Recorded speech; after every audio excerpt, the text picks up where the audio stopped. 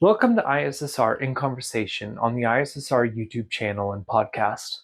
As always, I'm Anthony K. Nairn, ISSR Executive Assistant.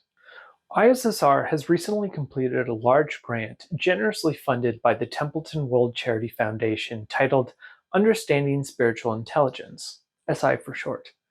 This four-part series, which was recorded on Zoom between 28 June and 10 July 2023, arises from the conclusion of the SI grant and the research done for it. In the wake of the ISSR 2023 Summer Conference on Artificial and Spiritual Intelligence, the speakers here in this series were critical in bringing together the research and deliverables for this project. This first part, titled Spiritual Intelligence, the Very Idea, has ISSR Executive Secretary Fraser provide an overview of the project and offer some detail on the motivations and challenges of the project itself. We are then joined by ISSR Fellow Marius Dorobantu, who provides an interesting context to the idea of artificial intelligence, theology, and the challenges and problems raised by general artificial intelligence having spiritual intelligence. We then conclude with ISSR Fellow Harris Wiseman offering some discussion questions for both Fraser and Marius.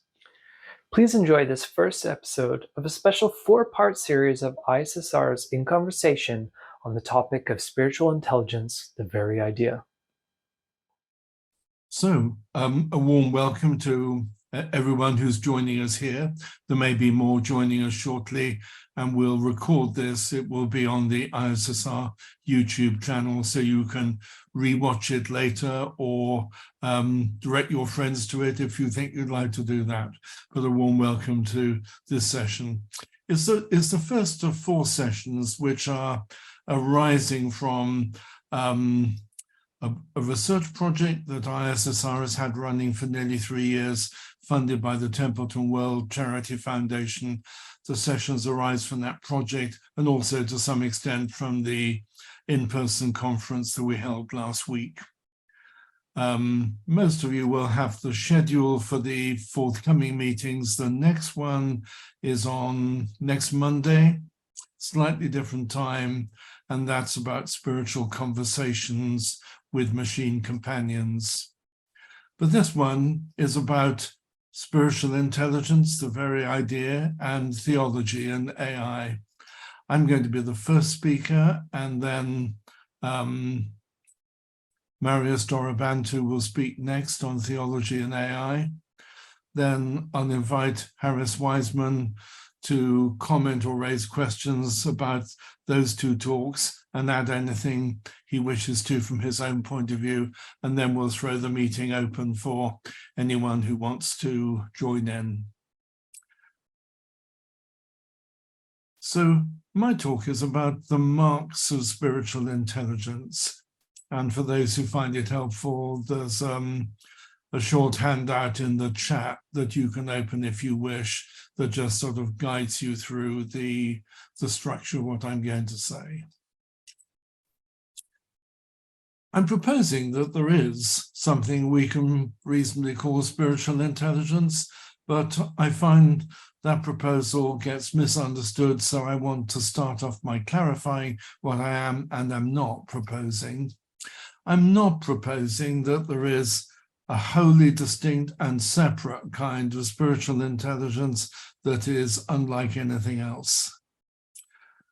But I am proposing that there are characteristic ways in which spiritual intelligence operates in two kinds of settings: in spiritually mature people in much of their lives, and in a particular way in spiritual practices of various kinds.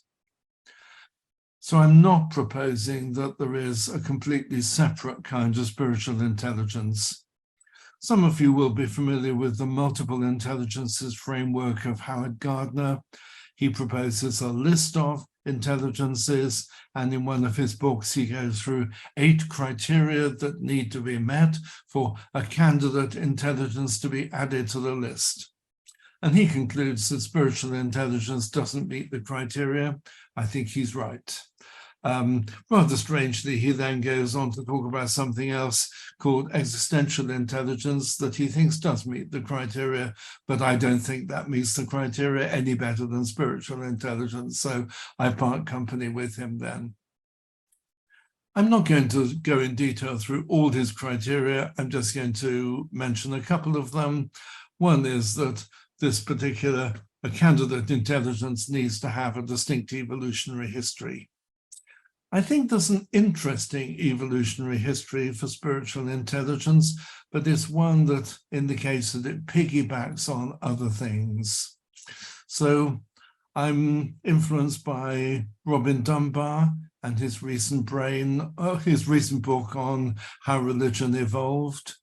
I think one of the important evolutionary origins of religion is in the trance dancing practices of early humans that delivered collective endorphin release and social bonding and healing and various other things, from which religion, as we now know it, eventually flowed when you got stable settlements. So there's an interesting evolutionary history. I think the evolutionary history of religion is also connected with the evolution of play, particularly with pretend play. And it seems as though pretend play and religion kind of co-evolve. And that's another interesting story. I'm not going to go into detail about this. In terms of brain structures, there's been an interest for a lot of time in a sort of God spot in the brain or a spiritual spot. And the current focus of interest is in an area of the midbrain called the periductal gray. And it looks from analysis of people with brain damage that may be particularly important in underpinning spiritual experience, but there's quite a lot else that area of the brain does. Pain management, altruism, and other things. So again, there's nothing that's distinct in evolution or brain that is distinct to spiritual intelligence. So I think it's not a separate and distinct mode of intelligence. It's helpful to back up here and to note that there's wide agreement that humans have two different modes of central cognition. Though this is widely accepted, the terminology is slightly different and it confuses things that no two people use the same terminology. But I think the broad conclusion is one that there's a great deal of agreement about. And I think that's really important for understanding how human intelligence is grouped. It's a distinction that's important in a particular cognitive architecture that I've worked quite a lot with, and others as well. Philip Barnard's Interacting Cognitive Subsystems, a cognitive architecture of 9 different subsystems, 9 in humans, though he traces the evolutionary story of how you get from just a 4 subsystem architecture in animals like wolves to a 9 subsystem architecture in humans, and the various evolutionary pressures that lead to the addition of additional subsystems. In his model, other species have just one central subsystem, a multimodal central processing system. Humans distinctively, probably uniquely, have 2. They have a implicational intelligence, which is derived from the multimodal processing of other primates, and they also have a distinctive kind of conceptual intelligence, which is linked to our extraordinary language ability. I recognize that other species have some language ability, but our language ability is vastly superior to that of any other species. I'm proposing that intelligences break down into 2 groups. There are those that are primarily conceptual intelligences, making use of this new capacity that humans have to an extraordinary extent for conceptual intelligence. But there are others that make important use as well of the intuitive intellectual capacity. And for those intelligences to flourish, there seems to be a need to rely less on conceptual intelligence and to rebalance things in a more even-handed way. I'm not pushing this to the extreme of saying that conceptual intelligence is shut down with intelligences like spiritual intelligence, but I think it is pushed back into a more secondary role so that the more intuitive intelligences have freer reign. So I think there's a group of intelligences that make important use of our of this older kind of cognitive capacity that is intuitive and embodied and affective and holistic. And in that family of intelligence, I'd put moral intelligence, spiritual intelligence, social intelligence, aesthetic intelligence. That may not be an exhaustive list, but I think there's a lot of similarity in how those intelligences operate.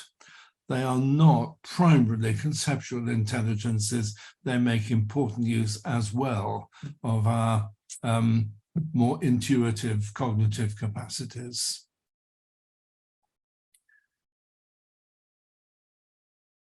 So these two kinds of cognition that humans have, I think one of those, the conceptual intelligence, has been quite well replicated in machines. Machines don't do things in the way humans do, as my colleague Marius will probably say in a moment. It is machine intelligence is generally human level, but not human-like. But I think our conceptual intelligence has been, with that caveat, replicated quite well in machines. Our intuitive intelligence is similar to what you find in other species. So I think humans are perhaps unique in bringing these two kinds of intelligence together. That gives us an extraordinary cognitive versatility. It also gives us some problems.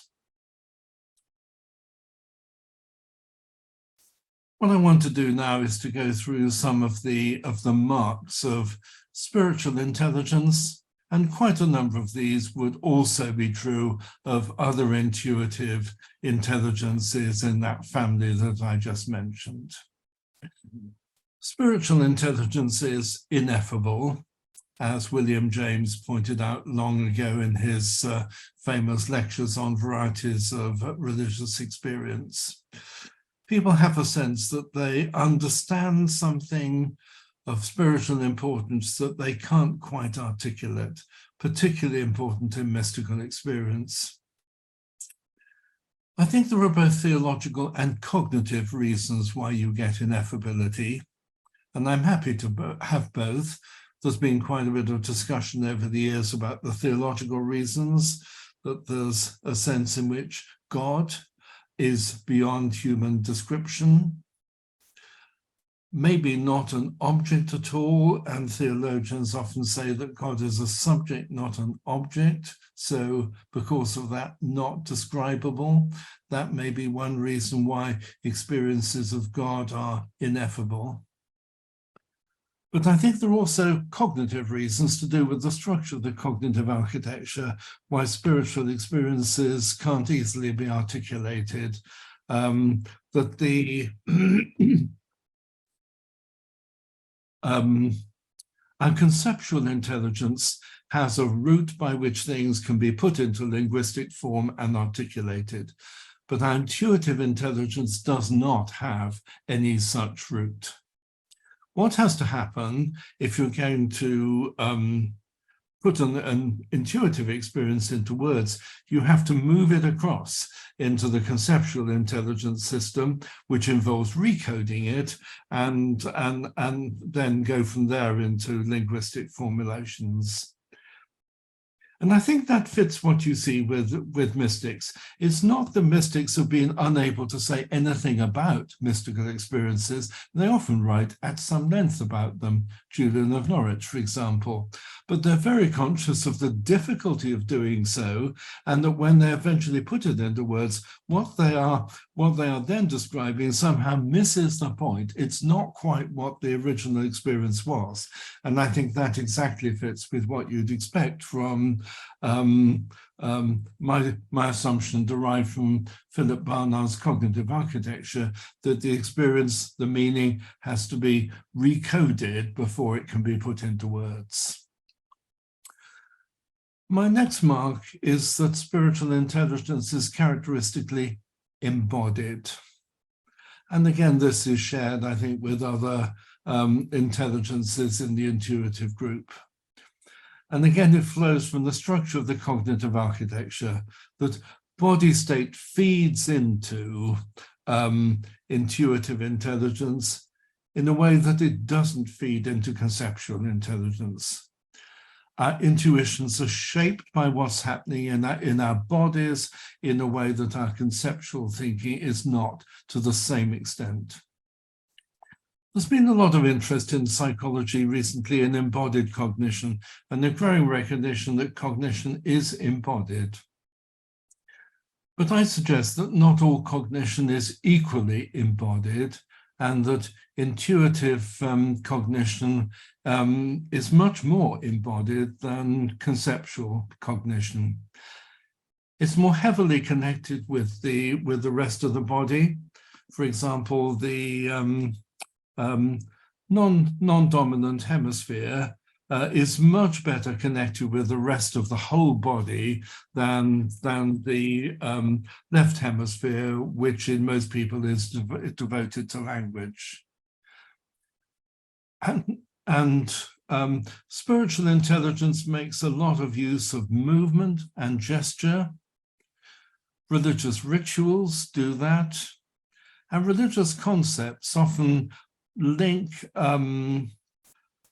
spiritual meanings with more physical material meanings in a kind of dual aspect meaning. And the classic one is you find in languages like Hebrew, where the same word means both spirit and wind, breath.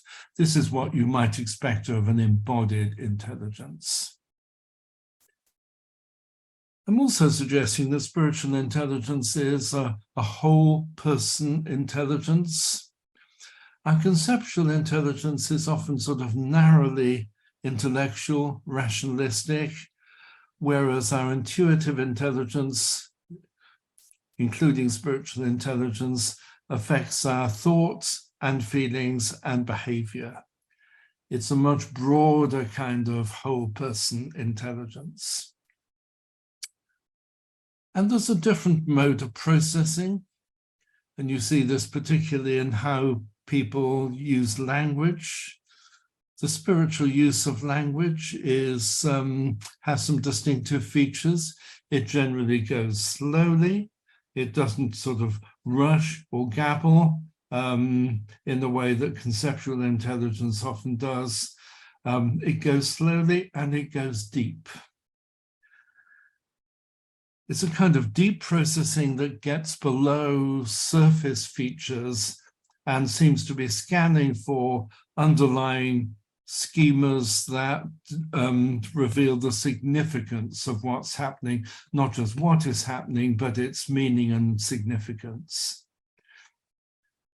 It often looks for schemas that occur in different situations, and in Christian thought, the death-resurrection schema is very prominent. Obviously occurs in the culmination of the story of Jesus. It's also applied in baptism. It's also applied in how people cope with a variety of different experiences. It's a mode of processing that in the terminology of philosophers goes for connotation rather than denotation, about the associations of what is experienced rather than just what is experienced. And it's kind of processing that is alert and expectant.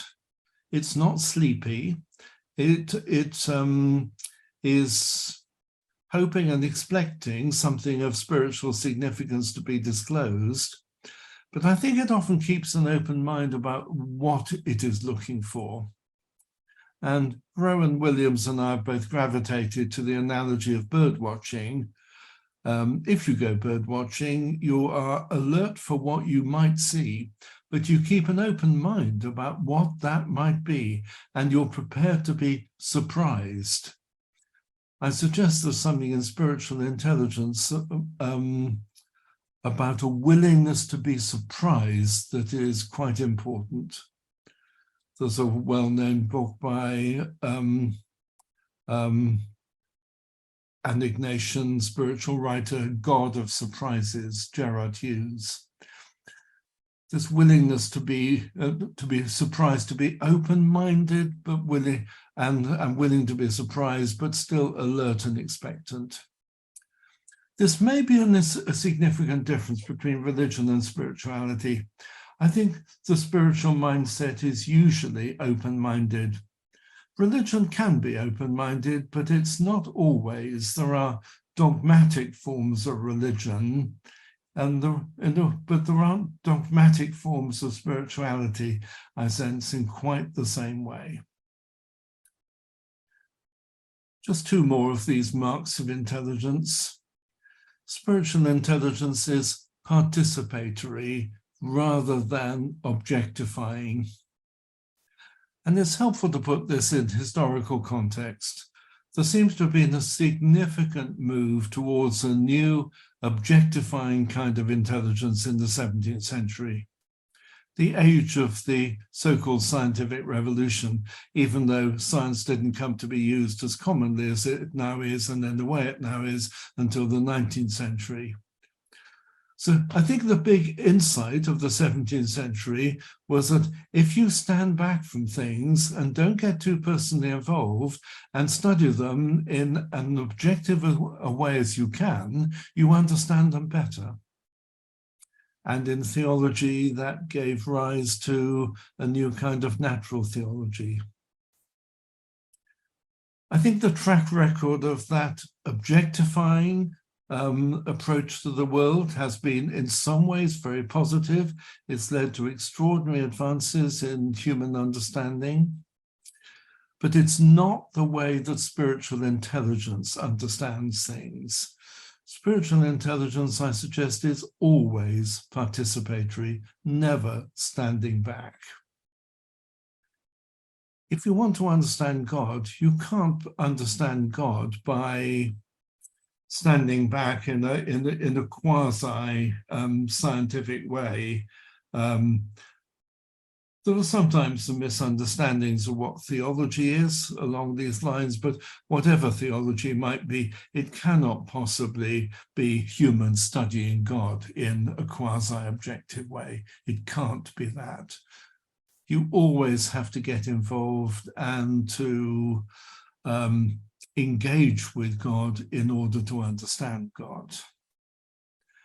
And lastly, spiritual intelligence is a kind of relational intelligence. It's a kind of person-to-person intelligence rather than a person-to-object intelligence. It's I-thou rather than I-it. It's a connection between two beings rather than the connection between a person and an object. I could probably add other marks of spiritual intelligence, and sometimes I've done a slightly longer list, but I think those are the key hallmarks of spiritual intelligence as I understand it. Just to return now to spiritual practices, I think spiritual practices in various different ways reduce the dominance of conceptual cognition so as to allow spiritual intelligence to operate in the kind of way that I've been describing. It looks as though all spiritual practices do that in some way or other, though they perhaps do it in slightly different ways.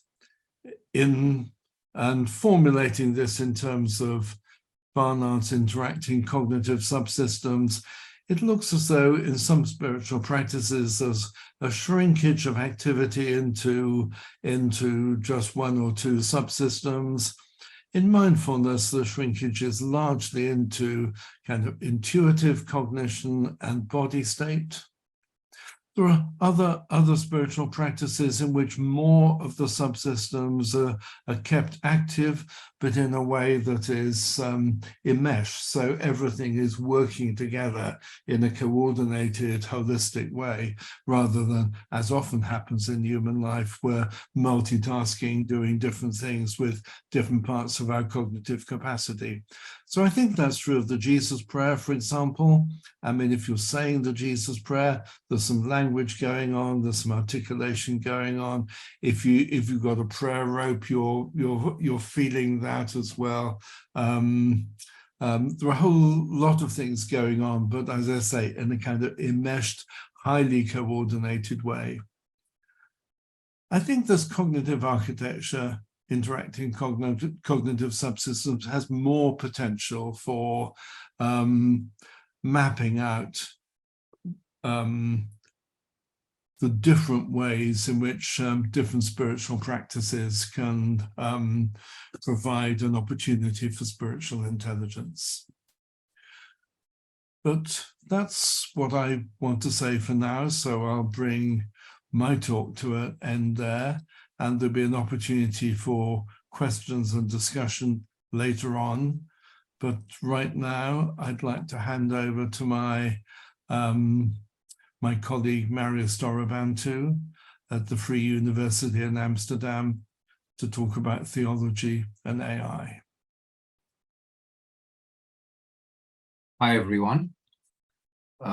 So today I'm going to talk about spiritual intelligence, theology, and artificial intelligence. We conceptualize spiritual intelligence as this very different mode of knowing that seems to be typically human, one that is more holistic, relational, embodied, participative, seeking deeper meanings, wrestling with perplexity without looking for easy answers, and all the other characteristics that Fraser mentioned.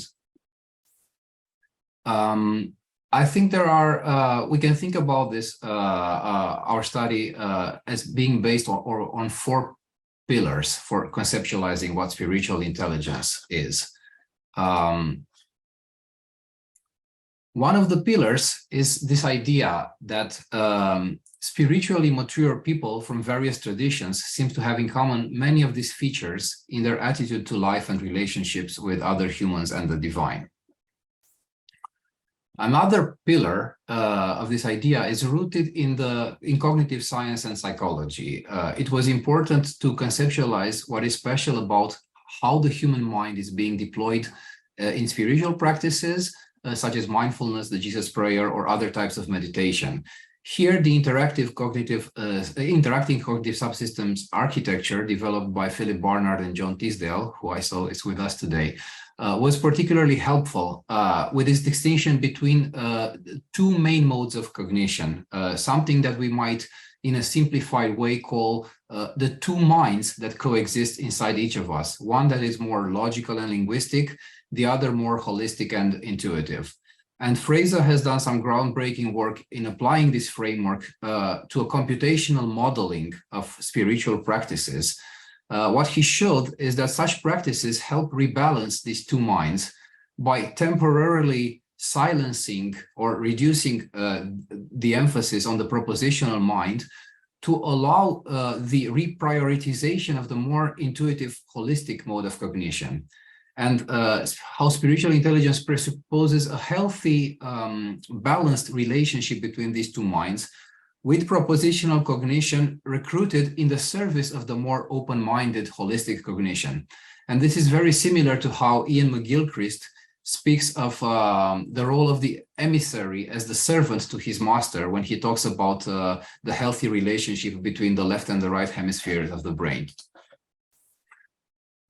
Besides these two, there are two other pillars underpinning our project, of which I'd like to tell you a little bit more about today. One is artificial intelligence.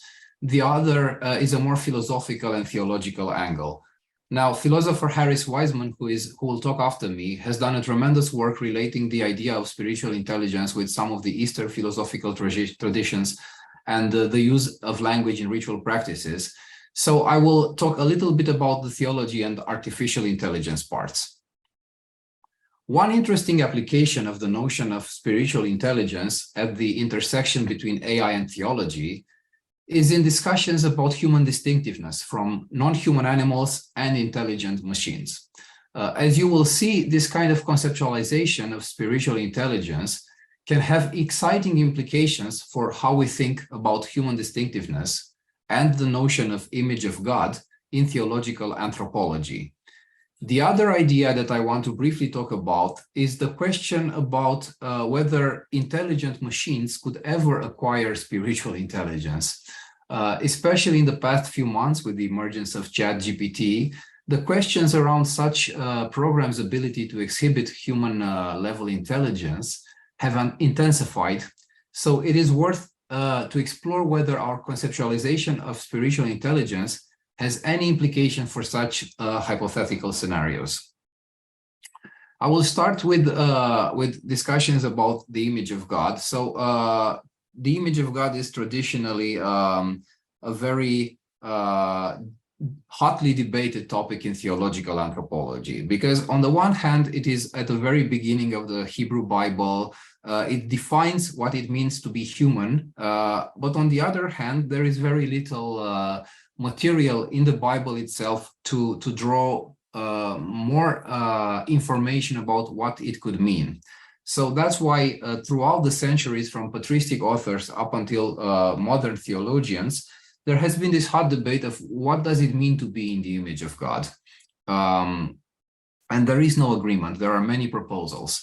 The only agreement is that perhaps the image of God is something that makes us like God, and then perhaps it distinguishes us from other creatures, although there are theologians who would perfectly embrace the whole creation to be in the image of God, perhaps in a matter of degree. And then also there's this Christian layer added on top of the Hebrew Bible, which says that Jesus Christ is the perfect image. So when we look at the person of Jesus Christ, we can draw some conclusions about what it means to be in the image of God. But all this is a little bit too vague, of course. And if we are to look at the various interpretations of what it means to be in the image of God, they can be grouped in four big categories: substantial, functional, relational, and eschatological. And I will talk a little bit about each of those. The dominant interpretation for most of Christian history has been the substantial interpretation, which means that to be in the image of God is to have some special intellectual capacity, perhaps reason. This was one of the best candidates, especially in patristic literature, because God is intelligent. So perhaps our intelligence, which also seems to distinguish us from the animals, perhaps this is what makes us like God and unlike the animals. And this is also very much rooted in the Aristotelian tradition of seeing humans as the rational animal. So we are animals, but with added rationality. So now the question is, well, could spiritual intelligence be such an intellectual capacity? And let's just say that the substantial interpretation has suffered a very strong setback, especially since Darwin and evolutionary theory came through. Because what we used to regard as very typical human capacities, now we know that they are found in some form, quite advanced sometimes, also in non-human animals, in primates, in dolphins, and sometimes even in birds or octopuses and so on. So it is very difficult to pinpoint to one the specific capacity that only humans have, and to designate that as the locus of the image of God. But because evolutionary theory presented theology with this problem, actually theology flourished because of this, in my opinion, because theologians came with very interesting proposals for how to interpret the image of God differently. So I was telling you about these other three categories, which are the functional interpretation, which is that humans we are called to do something to represent God in creation, to exercise stewardship, dominion. Then there's the relational interpretation, that the image of God is really our relationship with God and the very profound relationality of our nature. And also there's this eschatological interpretation, which is that we have this restlessness, we are attracted to this great gravitational pull that is God, spiritually speaking. And because we have this restlessness, perhaps this is what it means to be in the image of God, to be called towards God, toward this with this kind of very esoteric feeling. Well, all these interpretations are beautiful, and I think they all make sense theologically, and that's one of the problems, because it's very difficult to choose one of them that is perhaps better theologically articulated than the others. And also, in light of our comparison with non-human animals, they are all equally likely to be true if we are to think about this in a very scientific methodology framework. So we have these various hypotheses, and we try to see which one makes best sense of our data, and they all make sense. So in a sense, we don't have enough constraint, because there are so many things that we do differently than the animals. Although there is no single capacity, still humans are very different. So there is this theological conundrum, and my idea was to think of artificial intelligence as a new data point in our space of possible minds, and also of possible creatures. So perhaps if we look at AI, which emerged in the past few decades, this brings a new challenge, but also some opportunities. The challenge is that AI is mastering very well some of the things that we were absolutely sure that are the epitome of being human, which is exactly this kind of very rational problem-solving type of intelligence, logical, algorithmical. But these were the first things that were mastered with AI. So theorem proving, chess playing, these were quite easy for AI in a certain sense, whereas other things that humans do and that look almost trivial to us, for example, just navigating a landscape with some obstacles, that is quite difficult for robots to do. So in saying that, I also hint at the opportunities brought by AI, because I think AI can be used as a clue for what the image of God is not, if you want. AI, and in doing that, we can do that by looking at both its successes and failures, as I tried to try to exemplify.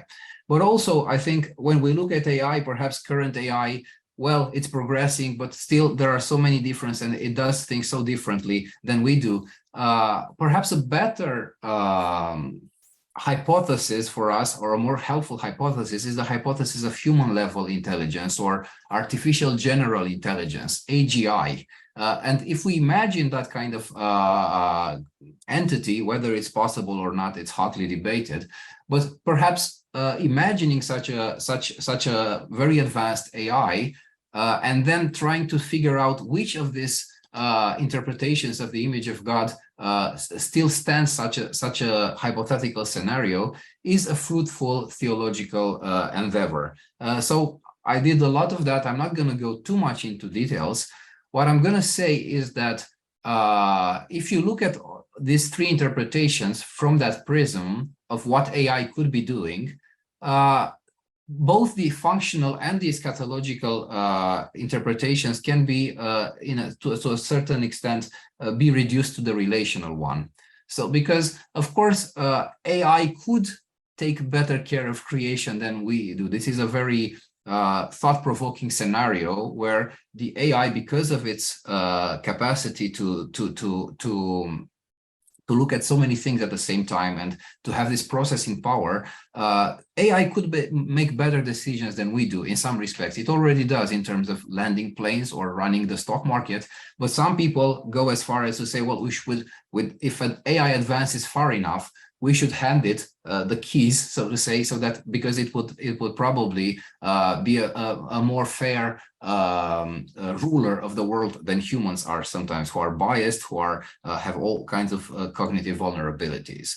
And if you look at that, yes, it looks at the face of it, it looks true. But then, so AI in a functional interpretation, AI perhaps would be a better steward of creation. Or I don't subscribe to that, but for the just for the sake of playing devil's advocate here, we could say that. But then if we are to still regard humans as special in such a scenario, then we have to look at the relational aspect of the functional interpretation, that humans are never called to exercise this kind of stewardship or dominion over creation in a vacuum. This is always performed in a relationship with God and has a teleology in God. So God does not appoint us to just make sure that the animals have a better life and they live longer and happier, that as well. But if you look at the theology of the image of God, then there's also this spiritual dimension that humans are priests of creation. They are called to elevate creation to a higher spiritual status in their relationship with God, and make the created world a transparent medium for the relationship between persons who are human and divine. So long story short, the functional interpretation can only survive this human level AI scenario if it emphasizes its relational aspect. And the same can be said about the eschatological interpretation, because what is this exocentricity that is built in deep within humans than an aspect of our relationship with God? So then the question becomes, what if machines become one day capable of personal relationships? We already have conversations with chatbots. It's not unimaginable that in the future, we might talk to machines as we currently talk to humans, which is the essence of Turing's test. So would an AI capable of human-level conversations really engage in personal, authentic relationships? Would it also be in the image of God in a relational interpretation? And intuitively, we might say that just displaying relational-like behavior does not mean that an authentic relationship is actually being formed, right? Especially when we think about how human relationality is very much underpinned by a complex cognitive architecture, which also enables spiritual intelligence. So we humans do not simulate relationships. Our intelligence is eminently relational, because this is how we engage with the world and with each other in a relational way. Also, a genuine self or consciousness is needed for this kind of I-thou type of relationship. And humans are such selves, while inanimate objects are not. Humans are someone, while machines are something, at least for now. Nobody is at home inside these machines yet. But we don't know if that will be the case forever, because we don't understand consciousness, sentience. So it would be really tough to decide whether an AI that acted as if it were conscious really was, or whether it was just simulating it. A robot that claiming to be in love, to suffer, or to believe in God would pose challenging ethical, philosophical, and theological problems. How would we even know whether it's telling the truth? We could probably never say that for sure, to be honest, but there are good reasons to believe that AI, even a sentient version of it, would be so alien-like that concepts like personhood or authentic personal relationship would not be applicable when describing it. And I'll detail my reasons for thinking that shortly. For now, let's just say that the relational interpretation could still account for human distinctiveness in such a scenario. And the kind of personal relationships that we have with each other will not necessarily be part of the robot's behavioral repertoire. Our relationality is very much connected with our vulnerability. We engage in relationships precisely because we are vulnerable and mortal and we need one another. There can be no genuine relationship without the two partners making themselves vulnerable to each other beyond any transactional logic. This is why deep relationships are always risky, because of the looming possibility of getting hurt. But without such voluntary vulnerability, how could anything deep and meaningful ever emerge? So how could an artificial being, which is virtually invulnerable and immortal, having copied backups of itself on multiple computers, engage in human-like relationships? In Christian theology, this powerful idea that vulnerability is instrumental for authentic relationality is manifest in the doctrine of the incarnation. God does not shy away from vulnerability, but quite the contrary. Through Jesus Christ, we see God subjecting God's self to the ultimate vulnerability of suffering and death on the cross. As humans, we image God when we are loving and vulnerable, not when we are mighty and unbreakable. So, if we look at the image of God from the prism of the incarnation and evolutionary theory, and also what we conceptualize about spiritual intelligence, we can ask the following question: what kind of creature was needed to evolve for God to be able to incarnate and have personal relationship with? If we look at it this way, then some degree of intelligence and rationality seem necessary for Imago Dei. Perhaps a certain threshold needs to be crossed, or else God could have incarnated as another animal, like a reptile or something, which we think did not happen. Spiritual intelligence requires both types of minds, the holistic intuitive and the rational discursive. But then if we triangulate Christology and evolutionary theory with AI, we might also speak of an upper limit for the rational type of intelligence. We see machines that are hyper-rational, much more than we could ever be, and precisely because of that, they fall outside the scope of beings who can form personal relationships, therefore also unable to relate to God in the way we do. It is unlikely that a creature who makes all its decisions based on cold calculations of optimal outcomes will engage in such risky and irrational behavior as personal relationships. We humans seek relationships because we have a sense of incompleteness and deep hunger for a kind of fulfillment that cannot be achieved solely within ourselves. Unlike the AI, we do not entirely understand our internal states and motivations. So we try to know ourselves better in relationship with others. That incompleteness drives our religiosity, or why we seek God. It drives us to seek the compassion of other humans. And it is this restlessness of our hearts, as Augustine called it, that comes deep from within ourselves, from below our rational minds. And a purely rational being would not behave like this. So falling in love is certainly not a rational thing to do. For such seemingly irrational things, we need to allow the intuitive, embodied, affective mind to take charge.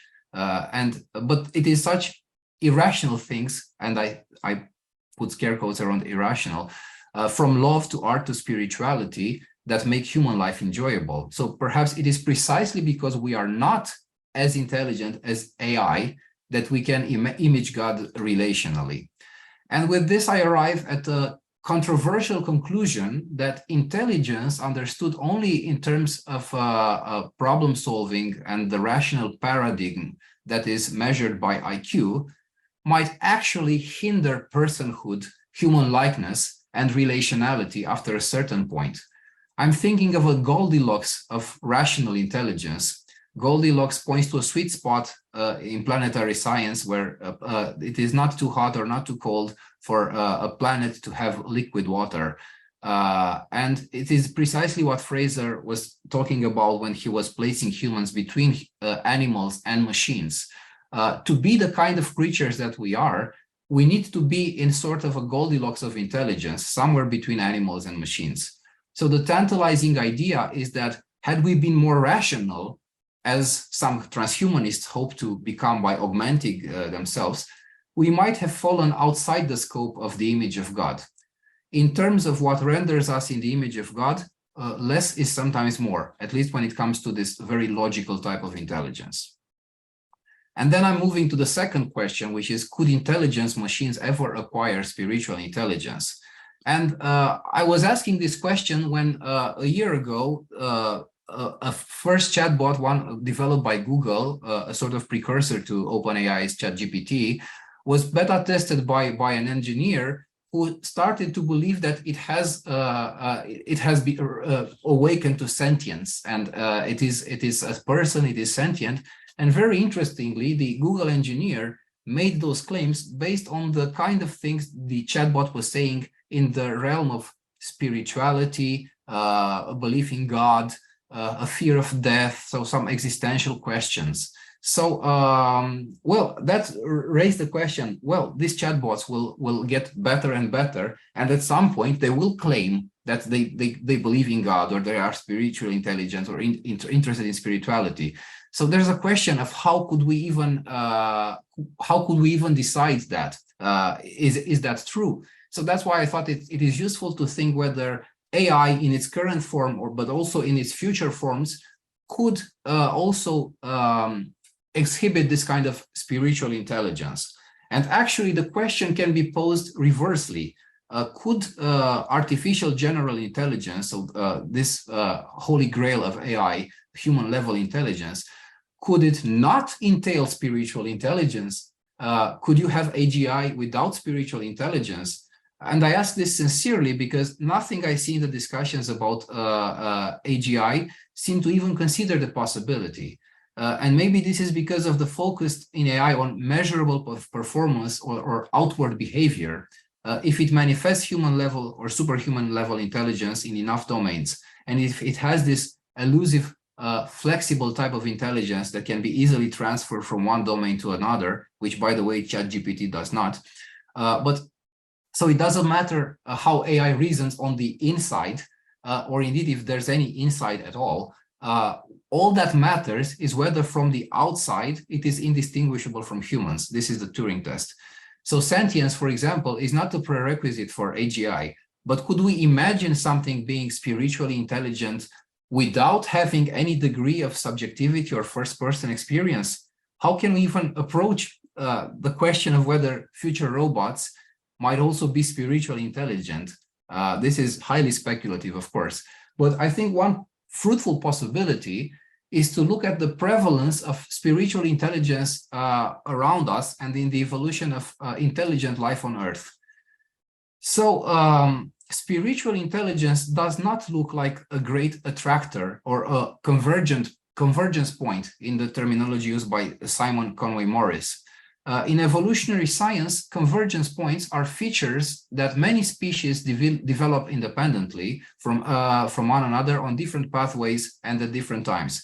For example, flight or sight are such convergent points because it seems that if life is given enough time on a habitable planet, most of the times the processes of evolution through natural selection will lead to the development of such capacities. General intelligence related to problem-solving abilities seems to be such a convergent point because many species developed this kind of intelligence independently from one another. And perhaps we could also expect artificial life to also converge towards such problem-solving abilities. But that doesn't seem to be the case for spiritual intelligence. It doesn't look inevitable that if you give life enough time, it will eventually develop spiritual intelligence. Quite the contrary, it seems pretty contingent on the unique structure of the human mind, for better or worse, and on the particular challenges that our species had to face throughout its evolution. There are several arguments for this, and I'll give only two. First, if you think about the dual cognitive architecture mentioned earlier, and how typically human it seems to be, and how spiritual intelligence is located as the unique interplay between these two minds that we have, I will actually double down on this and say that spiritual intelligence in this sense is related to a built-in vulnerability that we have, because the two minds are most of the times not in harmony with each other. The algorithmic detached left hemispheric type of cognition is more dominant than it should be. As Fraser demonstrated, spiritual intelligence corrects for this and brings the two minds in harmony in a unique way. But this also makes for a very particular type of creature that has this dual cognitive architecture in the first place, and whose two main cognitive engines are in imbalance and in need of rebalancing. There's no way, there's no way to even conceive AI in this way. Secondly, if we look at spiritual intelligence from an evolutionary anthropological lens and ask what were the needs for which those early humans developed such a unique way of thinking about the world, it becomes clear again how closely spiritual intelligence is tied to the contingencies of the evolution of the Homo sapiens. It's difficult to pinpoint when exactly spiritual intelligence emerged in human evolution. So our best guess is to tie it down to the evolution of religion. Now, why and how religion evolved is a highly contentious issue, but just briefly, let's say that we used to think it had to do with thinking and reasoning, but modern theories relate religion more with the body. So people used to theorize that early humans must have invented religion because they needed causal explanations for the phenomena they observed. But nowadays, we think that early religion had much more to do with the body and its needs than with theories about the world. For example, as shown in a previous research project at the ISSR, spearheaded by the anthropologist Robin Dunbar, who Fraser mentioned, the emergence of religion was very much related, apparently, to the needs of early humans, like social bonding mediated by huge endorphin release through rituals in hunter-gatherer communities, and then the mitigation of social friction and enhancement of collaboration on larger scales in agricultural communities and the first cities. And I find this particularly insightful for speculations on potential robot religiosity or spiritual intelligence, because most discussions today about robots and religions, including those typified by the Google engineer and his chatbot, they revolve around notions of doctrine and what might be plausible for robots to believe in. In other words, when people think of religious robots, the focus is usually on beliefs. Would their reasoning abilities lead the robots naturally to conclude that the universe was created by an intelligent God? Would the robots be Christian? And this resembles the outdated view of how early humans became interested in religion. But if we look at the most up-to-date views, the emergence of religion and spiritual intelligence is highly contingent on our particular embodiment, needs, vulnerabilities, and evolutionary challenges. So were robots to develop religion, it is highly unlikely that something similar to our religion would emerge. Without AI having a similar type of body and a cognitive structure that is similar to our own, and without undergoing similar evolutionary hurdles. And that might be true for spiritual intelligence too. It is impossible to imagine how such a hyper-rational entity would be like and behave, but it would most certainly be non-human-like. Now, AI is already very non-human-like, but AGI might get even weirder. I say this. Let's start with current AI. Current AI solves problems in a way very differently from how humans do it. So, for example, if you look at these very impressive machine learning algorithms, they need hundreds of thousands of examples to learn a certain concept or to distinguish, for example, between a cat and a dog, whereas humans can sometimes do it only one example. That's one idea. The other idea is if you look at the kind of mistakes that AI makes, they are very non-human-like mistakes. So sometimes these algorithms are, on average, better than human experts. But when you look at the kind of mistakes that they make when they make mistakes, they are something that a human would never confuse, this is very well documented. But if we look at if we go further and we think about artificial general intelligence, and well, whether it would have a mind or not, this is a big if. We don't know for sure whether consciousness can emerge in artifacts. But let's say, for the sake of the argument, that it could. I'm saying here that even if that was the case, AI would be a very, very alien type of mind. because of a few reasons. One is that it would perceive the world, so its world of perception, its Merkwelt, this is a German word, it would be very much different from our own. It would have different types of senses. So not only seeing in infrared or listening in other acoustic registers, but having entire new types of senses altogether. For example, sensing somebody's presence just from their connected devices. So in a sense, smelling, if you want, somebody's digital footprint, and it would have an intuitive knowledge of who that person is without even looking at them through a camera or listening to their voice. And that's something very alien that we can barely imagine. We have a lot of commonality with the animals, although notoriously it is impossible to imagine what it would be like to be a bat. But if you think of AI is much further down the line from any non-human animal. So we couldn't even comprehend what such a mind would be. Also because AI would have complete access to its own internal processes and memory. So AI would not forget anything. AI could theoretically store its whole world of memories together, whereas humans forget a lot. And if you look at sci-fi stories, sometimes you can see experiments, authors playing with this idea of what a human that would never forget anything, what that would be like. And it's very, very alien-like.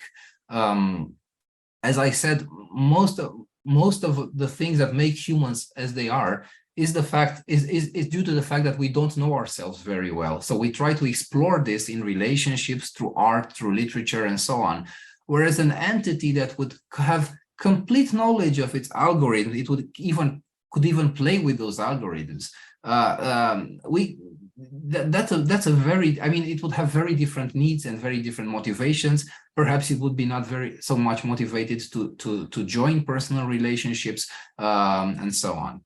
And I will give you just one more example about the alienness of AGI, and that is the perception of time. So time is apparently, because electric current can run much faster through wire than it does through biological tissue. That would also mean that these AI minds, even if they are human level, let's say, they would still think much faster than us. Conservative estimates are about 10,000 times faster.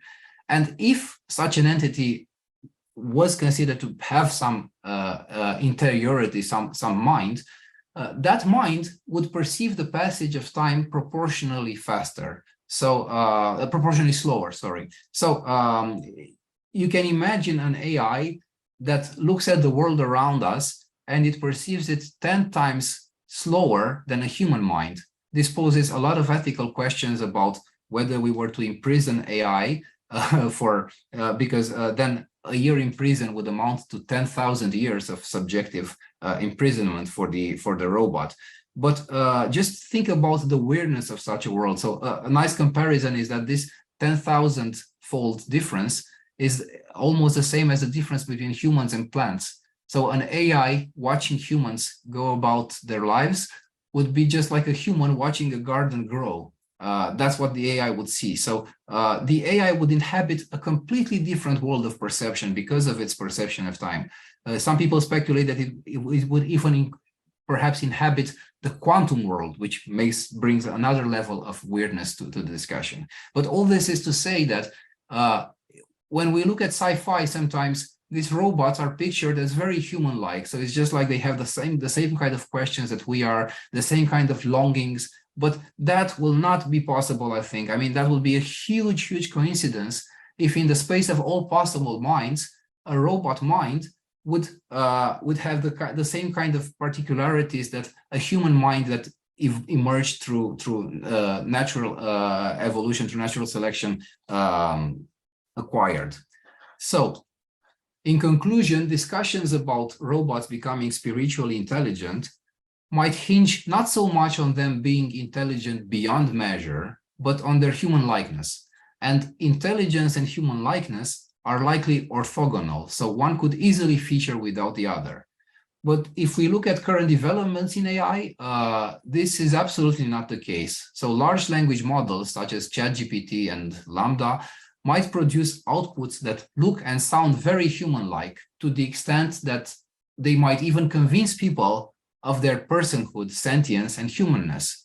But their inner workings are radically different from how human minds and brains work to produce similar verbal or behavioral outputs.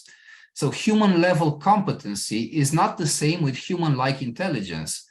And for religiosity and spirituality, the latter seems to be what matters: human likeness, not only human level. So if the limitations of the human nature are as important as they seem to be for the emergence of spiritual intelligence, then I think it is a safe bet to say that artificial general intelligence will likely not undergo similar developments without having the same kind of evolutionary constraints and needs. Thank you. Thank you very much, Marius. Thank you very much indeed. There'll be an opportunity for everyone to join in discussion with questions and comments shortly. But before that, I'd like to invite Harris Wiseman to come in with any questions or comments of his. Then probably Marius and I will respond, and then we'll throw the floor open. Harris, over to you, Harris Wiseman. Thank you very much. First of all, can you hear me? Yes, indeed. Brilliant. Okay, yes, I have two questions. One will be for Fraser, one will be for Marius. First question, and I know, Fraser, you've got a lot to say about these things. Your talk put spiritual intelligence mostly in an individual context. I wonder if, and you also mentioned the embodiment of spiritual intelligence. Well, I'd like you to expand a bit more on the social relational aspects of spiritual intelligence, and say more on the embodiment, the posture, the practical aspects of spiritual intelligence. That's the first question. For Marius, as you know, we've just had this excellent ISSR conference on spiritual intelligence. During that conference, we had many beautiful presentations on different marginalized aspects of spirituality. We saw spirituality in those with dementia, spirituality with those with learning difficulties, proto-spirituality in animals. It was a very inclusive group that we were talking to, and I know you know my answer on this, but there was quite a bit of pushback from some members of the group about the very idea of a spiritual intelligence that's so rooted in not only the human being, but potentially some really high-level capacities in the human being. There were a lot of people that wanted to be much more inclusive as to what spirituality is. So I wonder how you'd respond to that pushback that seemed to be saying that the very concept of spiritual intelligence is either too anthropocentric or too not too elite, but too dependent on really high level qualities. Thank you. So thank you. I'll respond to your question to me first. I'm tempted to respond to the question to Marius as well, but I'll refrain from doing that. I accept that the way I talk about intelligence is quite individualistic. It's more individualistic than I'm comfortable with. And I think there has been a significant shift in intellectual history to thinking about intelligence in an individualistic way. I date it roughly from the late 19th century, when sort of so much of the intellectual landscape shifted around. But of course, it's a kind of gradual thing. It's sort of one day it's one thing, and next day it's something else. But I think the development of IQ tests is a significant marker in the development of an individualistic way of thinking about intelligence. And if you go back to an earlier literature, and I'm drawing this partly from a brilliant book that I love by Owen Barfield, History in English Words, where he uses the way words have changed their meaning as a guide to how thought has changed. He says that intelligence used to be something that you partake in, not a property of an individual human being that you can measure in an IQ test, not a property that a device may or may not have, but something in which you partake. And I think there's something really important about that. And I was pointing in that direction when I talked about spiritual intelligence being inherently participatory and relational. It's not something that you can do just in a lonely world on your own. And I think that this connects with embodiment as well. I mean, our interaction with the social world is always an embodied interaction. We sort of meet physically with other people. And that's an important kind of interaction. The interaction we're having now is a sort of rather poor cousin of the embodied interaction we have with people who we meet in person. And I'd want to say that these aspects of spiritual intelligence, the participatory, the relational, the embodied, are particularly important with spiritual intelligence more than with most kinds of intelligence, certainly more than with conceptual intelligence. But we live in such an individualistic culture, it's difficult to talk about them without slipping back into that kind of individualistic mode of talk. So that's my answer to your question to me. I'll let Marius answer the other question. Thank you, Fraser. And you can certainly come back if you have something to add to or to contradict me on this. I would love to hear it.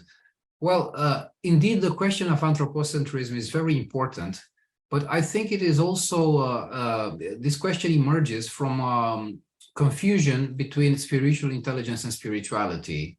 Or if we define spiritual intelligence as just the ability to know God, then of course, restricting it to humans is a little bit problematic, especially restricting it to some type of humans, because as you mentioned, there's a spectrum of humans and some of them seem to be excluded from this type of, but we do not define spiritual intelligence that way. Spiritual intelligence just happens to be the way the human mind works when it comes to things like this. And the fact that the human mind works as it does is highly contingent on the conditions in which the human mind emerged. And this does not mean that other species do not have a relationship with God, or even the potential alien AI that I was talking about.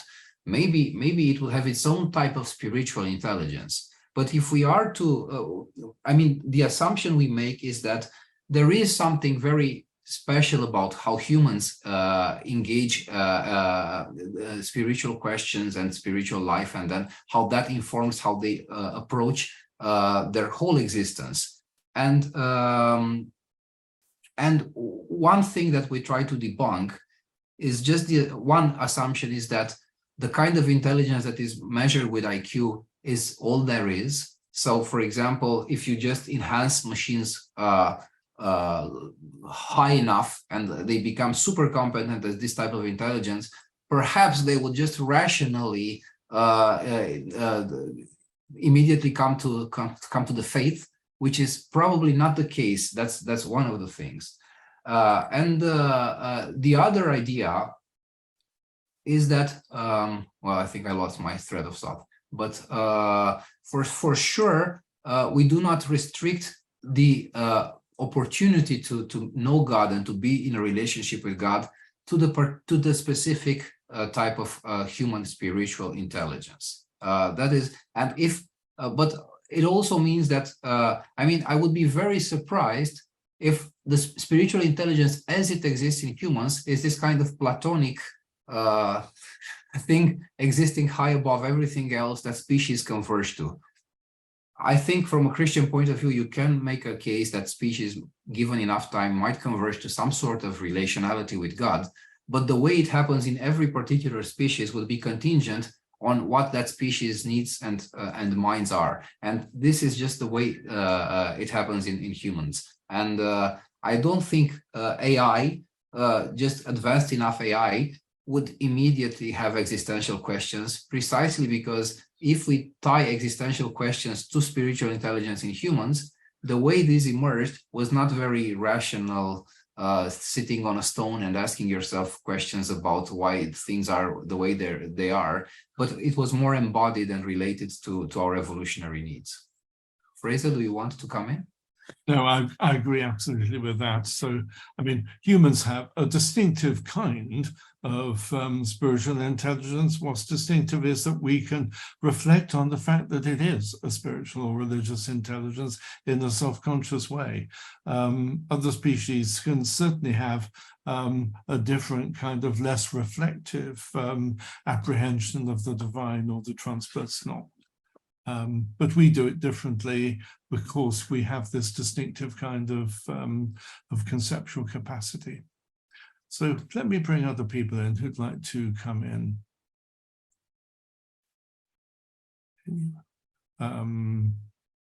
Roger's looking as though he might be on the verge of saying something. Okay, go on. I wanted to leave space for the people, but I'm happy to jump in.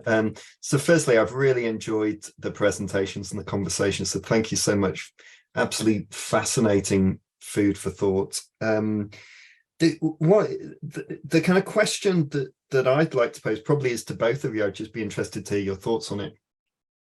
Because it seems to me that in trying to sort of understand what spiritual intelligence is, we find ourselves sort of drawing on some sort of very familiar distinctions. So we sort of hear Barnard and Teasdale talking about conceptual versus holistic and intuitive thinking, processing, drawing on Ian McGilchrist's sort of, I mean, he sort of maps that onto the hemispheres, but it's not just that, it's sort of different ways of thinking. The sort of distinction I haven't heard you talk about very much, which to me seems to be quite close to the notion of spiritual intelligence and sort of gets close to those sort of ideas, is that various spiritualities talk a lot about sort of either egoic awareness or something beyond the ego, that something about spirituality is like getting beyond the sort of small conceptualization of the self to something much bigger. Some spiritualities sort of draw on Heideggerian philosophy, and we'll talk about the difference between ego awareness and what it might say eco awareness, which has a much greater sense of connectedness with others, with the world, with other things. I'm just wondering where you would see that sitting in some of the ideas already that you've talked about in terms of spiritual intelligence. Where does this sort of notion of sort of escaping or moving beyond the constructs of the ego sit in your thinking so far? It's a very interesting question, and I think there is something inherently unboundaried in the spiritual way of understanding the world, and that on the face of things, I think sort of takes it off in a different direction from AI. I mean, AI seems to me to have inherited the rather individualistic assumptions we have about intelligence now, albeit applying them to devices rather than to humans. But I think the assumptions of cybernetics, which were part of the soil from which AI emerged, are much more congenial from this point of view.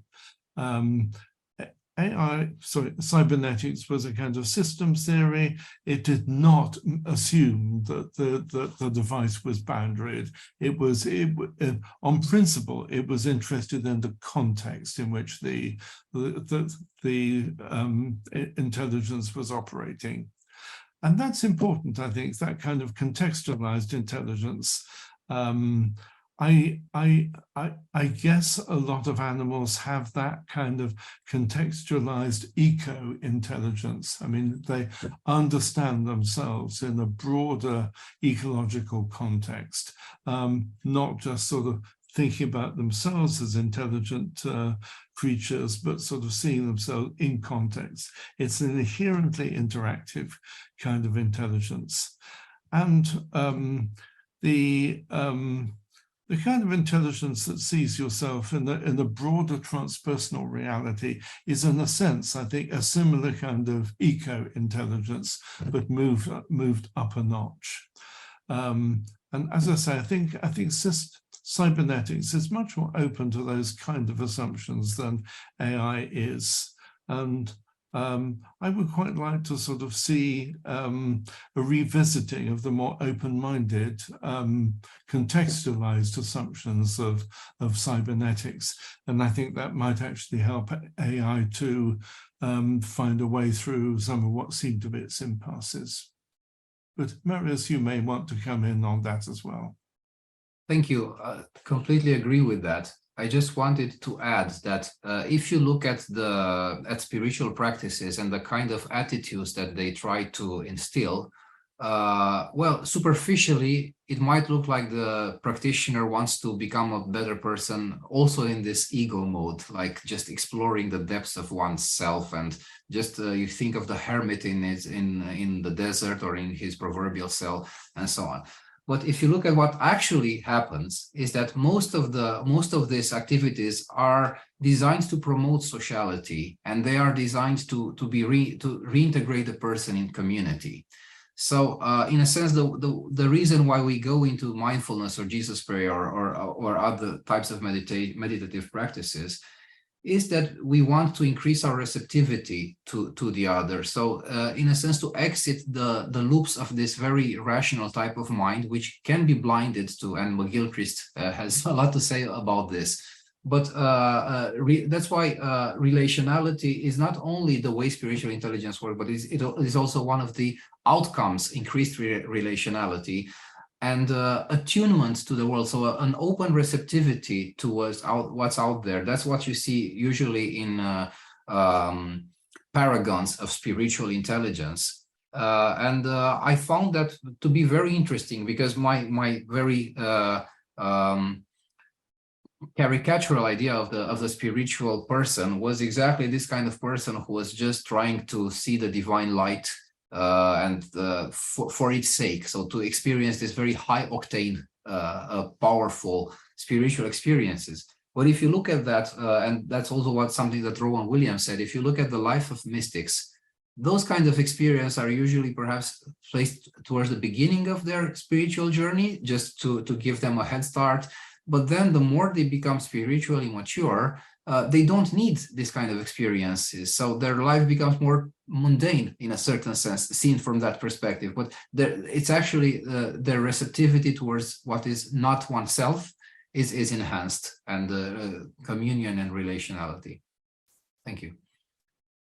As you mentioned, Rowan Williams, I might just add that Rowan Williams gave a talk at the recent conference we had on spirit and ecology, which we recorded and which will be on the ISSR YouTube channel before long.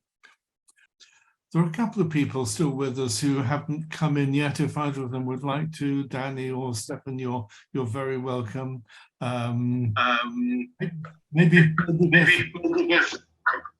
Hi, yes, thank you for the invitation. A bit of an introduction. I'm a recent graduate of the University of Chicago Divinity School, and I'm very intrigued and interested in these topics.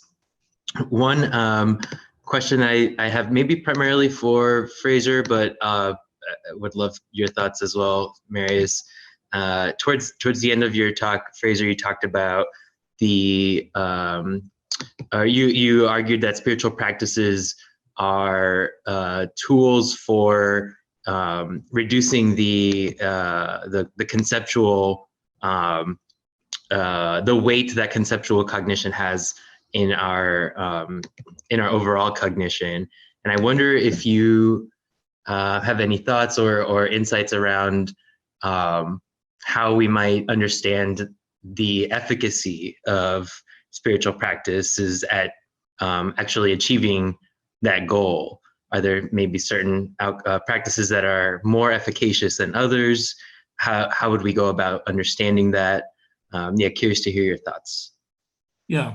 So, interesting question. I mean, my thinking about this is still evolving, so my thoughts are perhaps a bit disorganized. I'm interested at the moment in how different spiritual practices go about this in different ways. Recently, I've been considering a threefold classification of spiritual practices advanced by Rupert Sheldrake in a book called Ways That Go Beyond, or something like that. And he has three, and I'm sort of putting it in my own words rather than his words, but I think it's the same threefold distinction. There are those that sort of shrink the subsystems in which activity is happening. So they take you into a still state, rather passive state of deep contemplation. And he gives chanting as one of those. There are some that involve physical activity, and yoga and other similar exercises, I think, are the most obvious of those. And there are some that involves kind of rethinking how you see things, the spiritual exercise of practicing gratitude, on which there's been quite a bit of work in positive psychology, will be one of those. So kind of stillness, mental activity, or physical activity. I think these are the three main routes. I suspect they all get you to the same kind of place, but they may do so by different routes. And if so, that would be very interesting. You'd need quite a sophisticated study with a range of measures and sort of following people through the acquisition of skill in these exercises over a number of weeks to sort of plot the pathway by which it goes. But that's roughly the kind of empirical investigation of these things that I'm currently contemplating. Marius may have something he wants to add to that.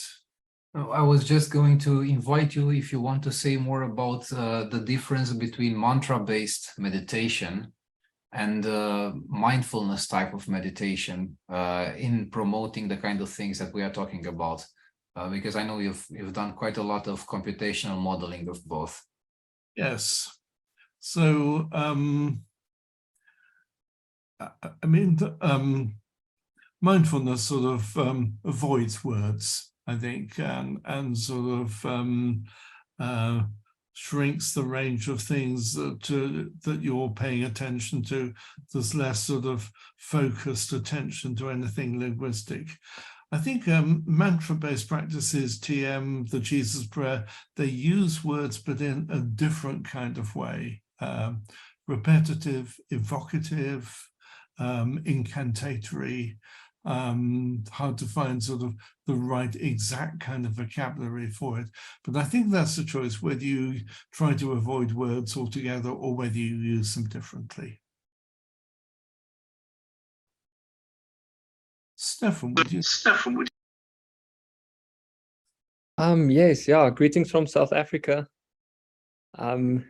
I'm also a recent graduate, so I still have very limited expertise and so on, but I'll try to ask some sort of sensible question. Originally, I thought my question might be directed at Marius, but now it seems that it might be, I don't know, you both can answer, I guess. So we said something about spiritual intelligence and the embodiment thereof.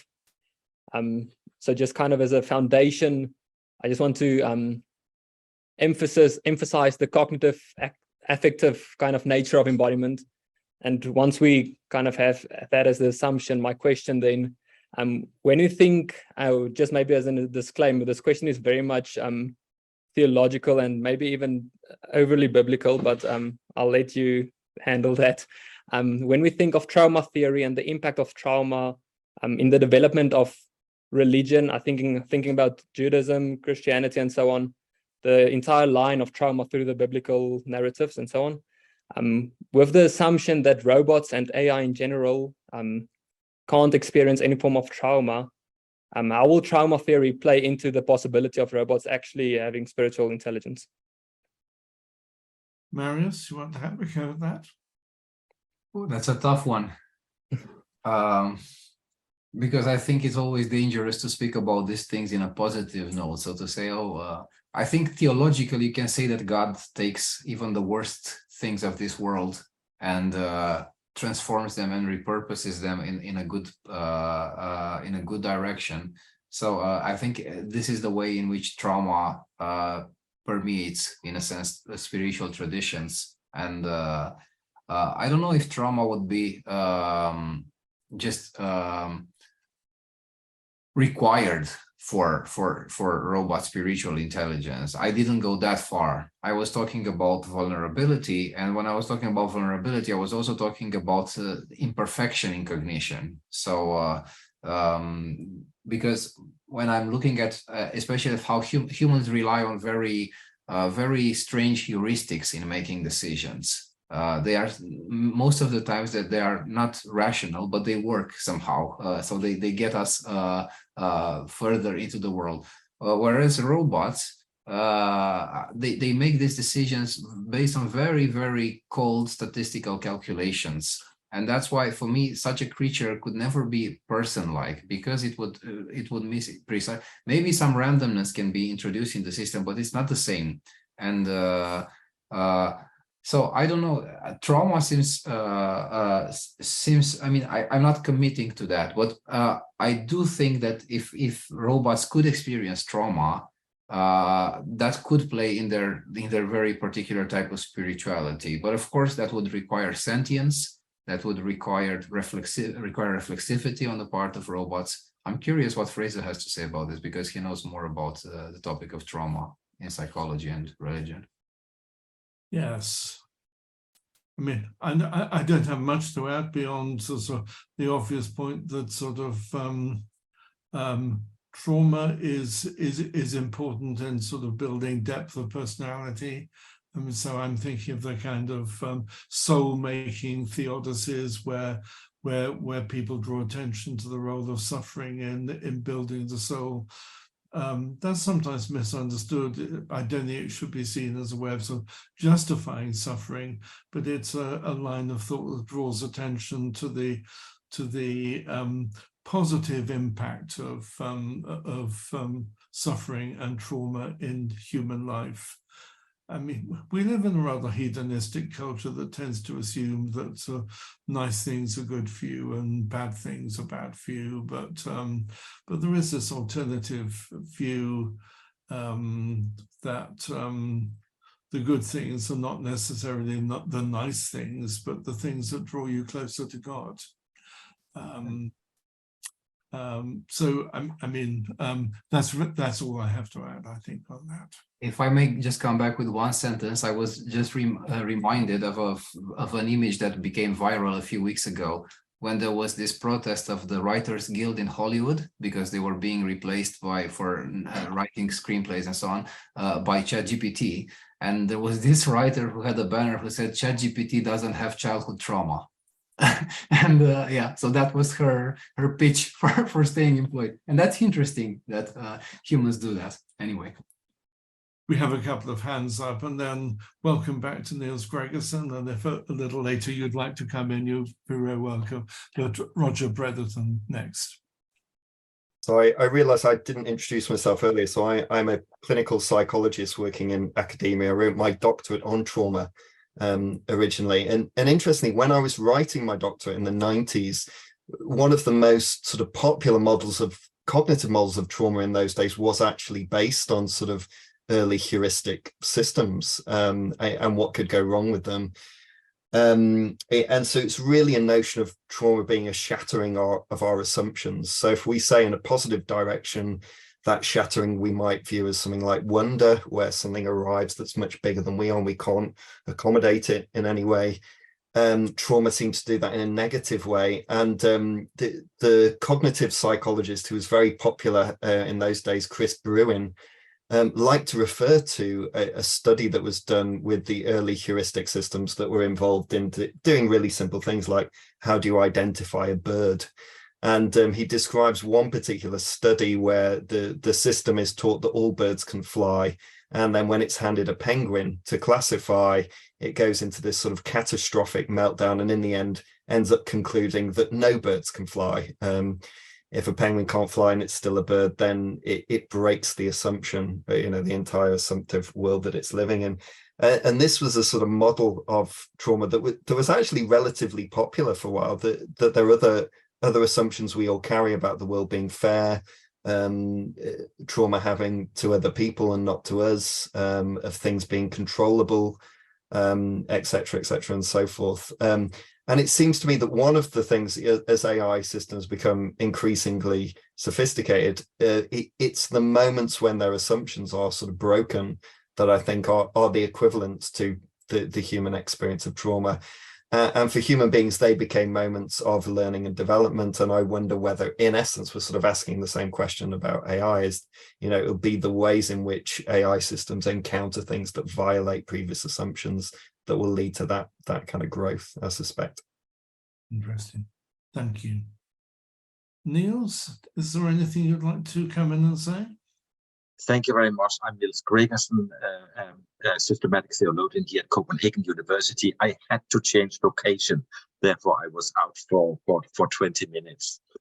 Thank you also for the lectures. I think that what I have learned is that as one who has not dealt with this problem in the manner that you have, is that we need to have an investment or a coupling of the cognitive and the spiritual facilities, and this then also relates to something like empathy, and the question of whether a chatbot or whatever can feel empathy. I think that in empathy we need quite a lot of discernment. I mean, the capacity to see what is of salient importance for another person, and that can relate to the gestures of the eyes and the face and the movement and the retraction and whatever, and of course to what is said too. So I would would it be possible to say that at least that an artificial intelligence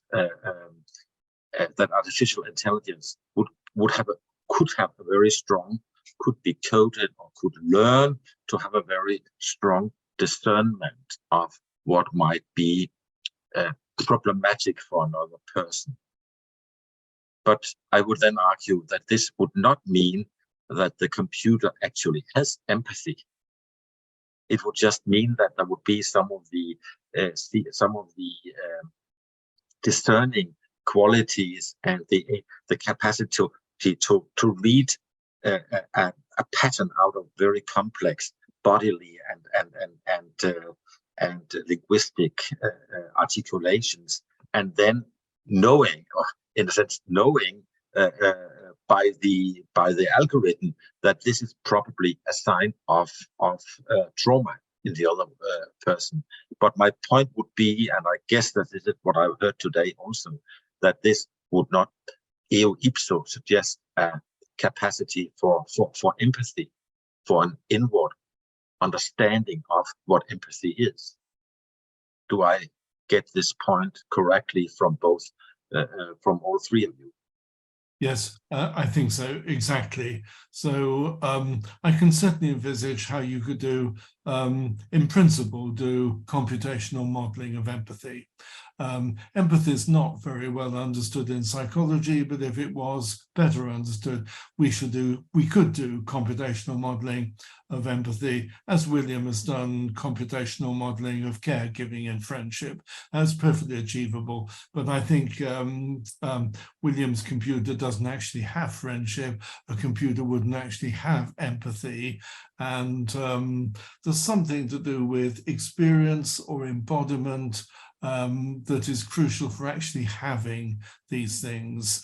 And I like what you say about an enmeshment of cognition and spirituality. And I think that's a helpful way of rephrasing what both Marius and I were trying to say in different ways, that the combination of different kinds of central cognition that humans have gives them a particular and fruitful kind of spiritual intelligence that you don't find in computers and you don't find in the same way in other species. Marius, do you want to add anything to that? Well, just to agree with Niels that indeed the two are not the same. So a simulation of something is very different from an emulation of something. And I'm not even sure that a simulation of empathy can be achieved. Just to say, I mean, it theoretically, you could think of a computer algorithm that can discern between various facial expressions and then match them with various internal possible states of a human being and respond appropriately if programmed. But I think there's been recently a lot of discussion about the diversity of ways in which humans express emotion, that just from facial recognition, it might be impossible for computers to draw very general conclusions. We are very different, and we, especially culturally, Scandinavia, from Southern Europe, from Africa, from Asia, South America, and so on. So, but maybe, let's say with good enough AI, you could do that. But then, of course, it all boils down to the hard problem of consciousness, first and foremost. So to feel empathy, you would have to have a sentient entity in the first place. And even a sentient entity, if its mind would be very alien-like, then, I mean, for us, we have these mirror neurons and so on. So we are very similar. We have this kin with each other. So that's what makes it even scarier for me a little bit, also from an ethical perspective, that you could have this very cold type of intelligence, understanding what's going on so deeply in the other person without having the same kind of vulnerability itself. And one of the reasons why we share so much in therapy with human therapists is precisely because we know there is a feeling person behind the face, and we trust them in a sense to handle that information sensibly, whereas an algorithm could be trained to perhaps not do bad things with that information, but it still makes for a very strange experience to talk about very deep things to an entity that doesn't know what that is ultimately. Yeah. If not, sorry. Yes, please. Yeah. I just add that, Matt, I don't know if this is a short question, but Marius, I was really struck by the statement in your presentation, where I may get the statement wrong, but you said something to the effect of a perfectly rational entity or perfectly rational being would not take the risk or the vulnerability involved in needing relationships. I think you said something like that. And that struck me immediately as a fascinating idea, and I immediately thought it was right. And then the more I've thought about it over the last hour or so, the more I've started to wonder, wouldn't a perfectly rational being move eventually in the opposite direction, which is the safest place we can possibly be as a being is within a network of relationships? So I'm just wondering, I mean, I'm sharing my thoughts with you as I go along. I'm just wondering what comments you would make on that. Yes, I completely agree. I mean, I was just thinking about this very intuitively, just from the perspective of my own mind. And you think about foolish things that you've done that somehow have landed you in a better place spiritually, emotionally. And also, if you think about, well, the decision of who to partner with or who to marry, I mean, the logical thing to do is to interview as many candidates as possible, ideally all of them, and just find that best candidate. Probably there is an algorithm that could say, well, as if there's a 95% match, you can already stop. So you can insert a stop into the search tree. William, I think, knows much more about this. I mean, AI algorithms, sometimes they do navigate this kind of problems without going into a continuous loop of evaluating all the possibilities. Also in chess or so, there are some possibilities you can dismiss, or there are moves that are just good enough and the computer settles for them. But still, there are so many things that, I mean, most of the things that really make our lives enjoyable are the kind of things that it will be risky to do. And especially if you think about a developing human and the kind of risks that are took in early life, in adolescence and so on, which are very irrational, but they are so much, so important for the health of human personhood that I could never imagine. And my comment was also triggered by something I read in a novel by Ian McEwan, Machines Like Me, where the intelligent robot was telling its human owner that when robots will take over, there will be no more need of literature, because for humans, literature has been just a way of exploring human nature throughout the centuries, because we keep not understanding it completely, so we keep exploring, whereas robots will not need that. And I immediately saw it. So okay, wow, how strange it is. And maybe perhaps the same it could be said about relationships. Or if a robot would engage in relationships, there will be very transactional types of relationships. So the kind of relationships that we also engage in sometimes, but we don't like that about ourselves, and we don't want to be friends with somebody who's just calculating in their mind the cost-benefit type of things. So that kind of person is repulsive to us. So even more so. Yeah, this kind of very rational, hyper-rational type of entity. So that's what I had in mind. I just want to come back to say that it also has our irrationality. Sometimes I think it also has to do with the fact that we don't stand that much to lose. I mean, we have finite lives anyway. So that's why we do take risks, and perhaps even more so towards the end of the life. But if you think of the kind of scenarios transhumanist talks about augmentation, then suddenly everything acquires this hyper importance, because why would you even cross the street if there's a slightest possibility of getting hit by a bus and losing a potential eternity? Or why would you go and have kids if overall there is this net loss in terms of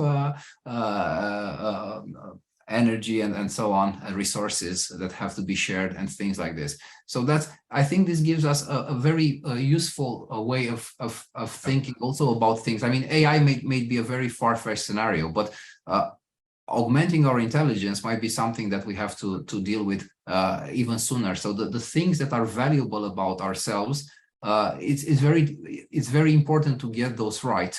And the assumption that more intelligence is better is so ingrained in all the discussions about superintelligence and transhumanism that it almost goes unquestioned. So I think, at least from a theological perspective and also from aesthetics and humanities, you could bring a very powerful critique to that idea. And spiritual intelligence is a case where more intelligence, as understood as problem solving or logical abilities, is not necessarily something good. To draw things to a close in a moment, I'd just like to give Roger a chance to come back to the interesting, good conversation his remarks sparked off. Anything else you want to say? I mean, I don't think there is anything I want to say in response, actually, Fraser. So thank you for giving me the opportunity anyway. Okay. So, I mean, I was just prompted by what you said, Roger, to ask myself, is God a supremely rational being? And in one, it depends what you mean, I think, but in one way I want to say yes. But then you could question whether the incarnation was a rational course of action. So that opens up some other territory about what you mean by rationality. But anyway, sorry to sort of throw that in the final seconds. I should wrap things up. Just three quick things to say. Firstly, thank you for being here. It's been a very good and interesting discussion. So thank you for joining in. Secondly, we'd like to put this on YouTube. We could make some edits, so if anyone who's contributed to the discussion would like not to be included in YouTube, then we can take you out, but it would be helpful to know. So easy for me to be in contact with the home team, as it were, but if Stefan and Danny could let us know whether they're happy for their contributions to be included, that would be helpful. Perhaps you could contact Anthony or myself. So a thumbs up from Stefan. So thank you for that. And Danny, are you happy for us to? He's saying in the chat that he is. Yeah. Okay, that's great. Okay, thank you very much. So that wraps up. And the third and last thing for me to say is that this is just the first of 4 sessions. There are slightly different times. The next one is next Monday on spiritual conversations with companion machines. And the prime mover in this research was Yorick Wilkes, who sadly died just as his research was wrapping up. But various of his colleagues, including myself, will be presenting for him his research on spiritual conversation with computers. So thank you for being here. Great conversation. Thank you. Bye. Thank you for joining us. Please watch the ISSR YouTube channel and podcast for the next 3 episodes, which will be released over the course of the summer of 2023. If you've enjoyed what you've seen here and or heard, please consider clicking that like button and or subscribing, and let us know what discussions you would like to see next. And make sure to see the rest of the content we have posted on our website for more academic discussions and content related to the field of science and religion. Bye for now, and see you at the next ISSR in Conversation.